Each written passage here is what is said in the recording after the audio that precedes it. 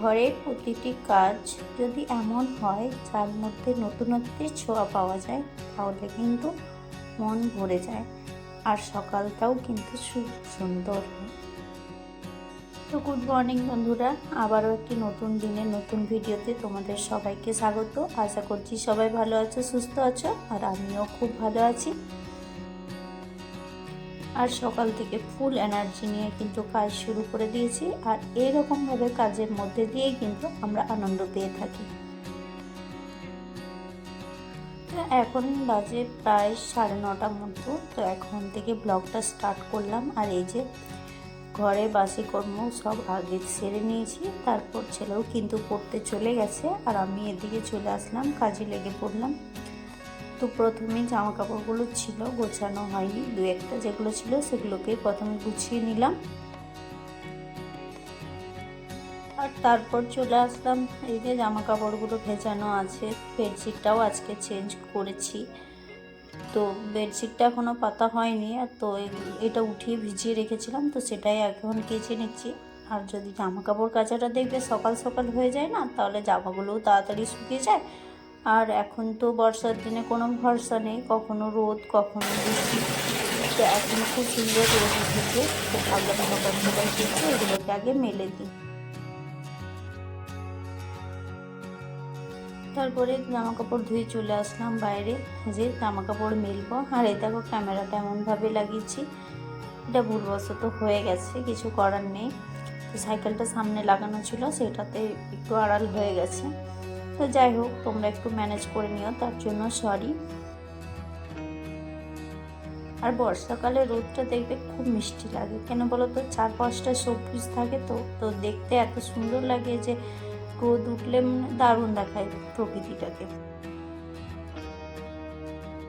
আর বাইরেটাও দেখছো অনেক ঘাস হয়ে গেছে, তো কাটা হয়েছিল 2-4 দিন আগে, আবার দেখছি হয়ে যাচ্ছে, এগুলো পরিষ্কার করতে হবে। আর যেহেতু গাছের ছায়া থাকে না সবসময়, তার জন্য বেশি ঝোপঝাপ মনে হয়। জামা কাপড় মেলে চলে আসলাম, এখন বেডরুমটাকে গুছিয়ে নেব।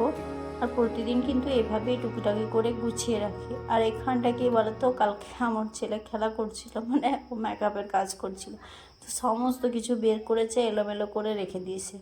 তো সেগুলো আর কালকে গোছানো হয়নি, তো আজকে ভাবলাম প্রথমে এগুলো গুছিয়ে নিই, নইলে আবার যখন খুঁজবে তখন হাজবেন্ড বলো বা আমি যখন জিনিসের প্রয়োজন হবে খুঁজে পাবো না ঠিকঠাক করে, তো সেগুলোই প্রথমে ভালোভাবে গুছিয়ে রেখে দিলাম। আর এই আলমারিটায় কিন্তু এইসবই জিনিস রেখেছি সামনেটাতে, আর এরকমভাবেই রেখেছি, যেহেতু ওই যে বলেছিলাম উই মাটি খুব হয়, তার জন্য।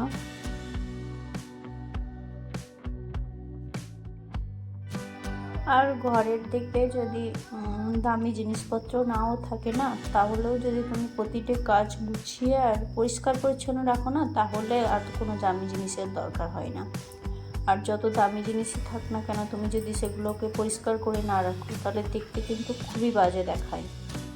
আর বাড়িতে থাকলে হয়তো সেখানে দামি জিনিসপত্র থাকতো, বা দু একটা আছেও, খুব বেশি না থাকলেও দু একটা আছে, তো সেগুলোকেও যত্ন করে রাখতে হতো। কিন্তু এখানে সেসব কিছু নেই, তাই ঘরটাকে আমি পরিষ্কার পরিচ্ছন্নভাবেই রাখার চেষ্টা করি।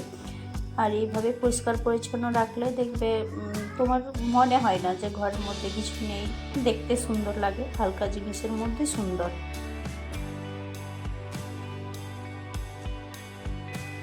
আর প্রতিদিন যদি এরকমভাবে একটু একটু করে ঘর পরিষ্কার করে রাখা হয় না, তাহলে তোমার এদিকে অনেক সময় চলে যাবে, তোমার মনেই হবে না যে। আর যেহেতু আমার রুমগুলো খুবই ছোটো ছোটো আর দুটোই রুম, তো গোছাতেও কিন্তু খুব একটা অসুবিধা হয় না, প্রতিদিনই গোছাতে পারি। আর এই দেখছো ঘর ঝাড় দিচ্ছে, আর আমারও কিন্তু এখন চুল পড়ার সমস্যাটা খুব বেড়ে গেছে, তো যার জন্য ঘরের মধ্যে চুল আছড়ালে প্রচুর প্রচুর চুল পড়ে থাকে। আর যখন ঝাড়তি না, তখন ঝাঁটা ডোবাতে এসে পরে সব জড়ো হয়, তো সেগুলোই আগে ঝেড়ে ফেলে দিলাম ডাস্টবিনে। তারপরে এই যে পুরো ঘরটা পরিষ্কার করে ঝাড় দিয়ে নিলাম, আর এখন মুছে নেব। আর ঘর মোছার আগে যদি একবার ঘরটাকে ঝাড় দেওয়া যায় না সুন্দরভাবে, তাহলে দেখবে মোছার পরে ঘরটা আরও পরিষ্কার লাগে, খুব সুন্দর দেখায়। যদিও সকাল থেকে মোটামুটি 2বার তো ঝাড় দেওয়া হয়ে গেছে, ও ঝাড়টা তো অনেকবার হয়, কিন্তু মোছাটা দেখবে সারাদিনের মধ্যে একবারই হয়। তো সেই জন্য মোছার আগে একবার ঝাড় দিয়ে নিতে হয় ভালোভাবে।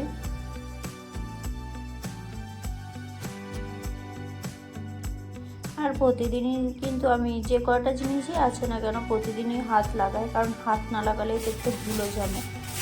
আর এই যে ঘর মোছা হয়ে গেল, তারপর চলে আসলাম কিচেনে। আর আজকে সবজি নিয়ে এসেছিলো, তো আজকে প্রচুর সবজি নিয়ে এসেছে। আর সকাল করে গিয়েছিলো তাড়াতাড়ি, তো তার জন্য ভালো ভালো সবজিও পেয়েছি। তো আর এখন আলু পেঁয়াজগুলো এখন আর ঢালবো না, কারণ পেঁয়াজগুলো যেগুলো পুরোনোগুলো আছে সেগুলো বেছে রাখতে হবে। শুধু সবজিগুলোই ঢেলে নিচ্ছি আর পুরোনো সবজিগুলো বের করে রেখে দিচ্ছি। আর এই সময়টাতে দেখবে সবজির কিন্তু প্রচুর দাম হয়। দাম হলেও কিন্তু খেতেও খুব একটা ভালো লাগে না। তো সবজি তো খেতে হবে, সবজি না খেলে শরীরের মধ্যে সমস্যাও তো বাড়বে। তো এরকমভাবেই প্রতিদিন নতুন নতুন যাতে পাওয়া যায় সে চেষ্টাটাই করি। আজকে দেখো চাটনি বানিয়েছিলাম। আর কী কী রান্না হলো সেগুলো দেখো। আর মাশরুম নিয়ে এসেছিলো, তো মাশরুমটা কালকে রাখা যাবে না, তো আজকেই মাশরুমটা রান্না করলাম।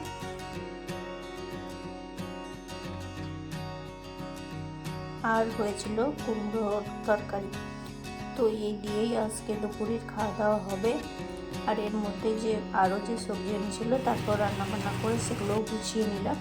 তো দেখো ডিমগুলো নিয়ে আসা হয়েছিল, তো এক ট্রে করেই আনে। আর গ্রীষ্মকালটাতে কতদিন অনেক খারাপ আসছিল, তো তখন আর এক ট্রে করে নিয়ে নিই। তো ওই 2-4টে করে যেরকম লাগছিলো সেরকম বাইরের দোকান থেকে নিয়ে আসছিলাম। আর এখন আবার এই যে নিয়ে আসছে, তো এর মধ্যে ফাটাও থাকে 2-1টা। আর আমি দেখে নিচ্ছি যে পচা আছে কিনা, সেই জন্য জলের মধ্যে ভিজিয়ে রেখে দিচ্ছি। তো জলের মধ্যে ভাসলে তো সেগুলো পচা হবে, সেগুলো ফেলে দিতে হবে, তো সেটাই চেক করছিলাম। আর ধুয়েও রাখা হয়ে যাচ্ছে, কারণ এর উপরে যে নোংরাগুলো থাকে সেগুলো রেখে দিলে অনেক তাড়াতাড়ি ডিম নষ্ট হয়। আর এগুলো ধুয়ে পরিষ্কার করে রাখলে অনেক দিন থেকে যায়।